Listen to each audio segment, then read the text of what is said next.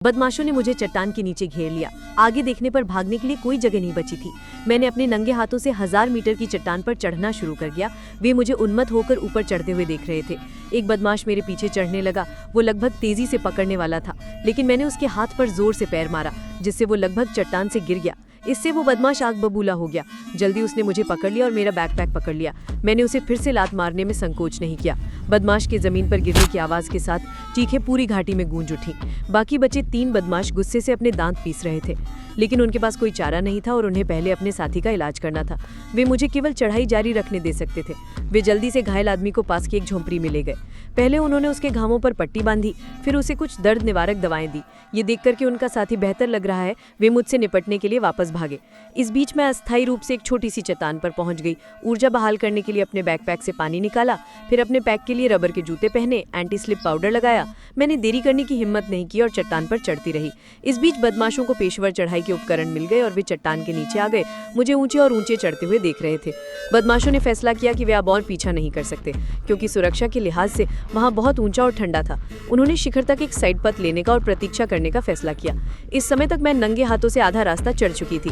मैंने सोचा कि अगर मैं थोड़ा थोड़ा करके चढ़ती रहूं तो मैं निश्चित रूप से नीचे के बदमाशों को खो सकती हूँ। अचानक मैंने अपने सामने एक सांप देखा। मैंने अपनी सांस रोक ली और बिल्कुल भी हिलने की हिम्मत नहीं की। सौभाग्य से सांप धीरे धीरे रेंग गया।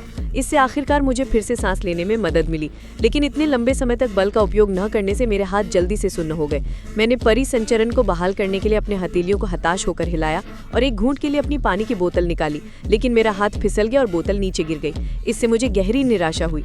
3 बदमाशों ने मेरी पानी की बोतल गिरते देखी। उन्होंने जल्दी से मुझे ताना मारना शुरू कर दिया। मेरी एकाग्रता को तोड़ने की कोशिश कर रहे थे, लेकिन मैंने उन पर ऊर्जा बर्बाद करने से इनकार कर दिया और अधिक एंटी स्लिप पाउडर लगाया और ऊपर चढ़ती रही। जल्दी मैं एक चिकनी चट्टान की दीवार पर पहुंच गई। कहीं भी पकड़ने के लिए कुछ भी नहीं था। ठीक उसी समय जब मैं असहाय महसूस कर रही थी, मैंने अचानक पास में एक रस्सी लटकी हुई देखी। इसने मुझे याद दिलाया कि ये मेरे प्रेमी की रस्सी थी। कल मेरा प्रेमी और मैं यहाँ चढ़ाई करने आए थे। मेरे प्रेमी ने हमारी सगाई की अंगूठी निकालने की कोशिश की और गलती से चट्टान से गिर गया। अब मैं उस रस्सी को पकड़ना चाहती थी, लेकिन मेरे हाथ उस तक पहुंचने के लिए बहुत छोटे थे।